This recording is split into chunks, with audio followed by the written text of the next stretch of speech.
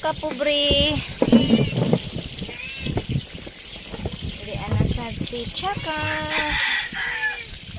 Humanasad siya og pa good vibes. Ari nasad siya banat sa kuan man naman kog duty sa akong lula. So busy kaayo ang person. Panglaban na pud ko kay dami kaayo kog labahanan. Naon na ang mga problema ilingaw-lingaw lang.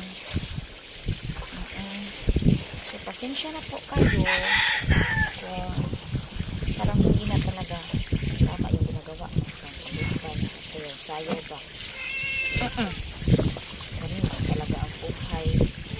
So, sa mga hindi gusto yung mga ginagawa ko, huwag naman kayong mangbash.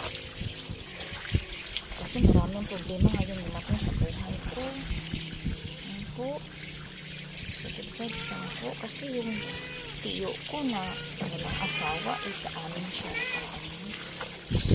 naman po. Tapos yung lola ko po ready na po. So ayun, walang ibang anak na kami lang po. Kaya isayin mo lang, ikampang mo lang, idrama mo lang ang problema sa buhay. Kaya yan, basta manain lang sa may kapal. Yan o, ganito lang laban ni Kapobre. Ito na lang, mayroong tubig, pero 300 po ang bayad namin ngayon. Kahit nasa lupa namin yung pinadaan yung tubo ng district ko. Ano ito? So yun po, marami po akong labahan.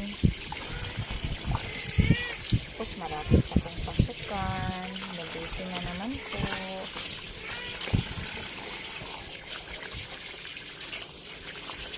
Napadami.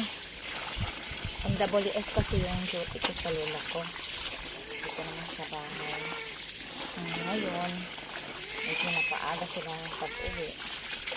Nagkanta po ako kasi sobrang init dito sa amin. Sayang ng init.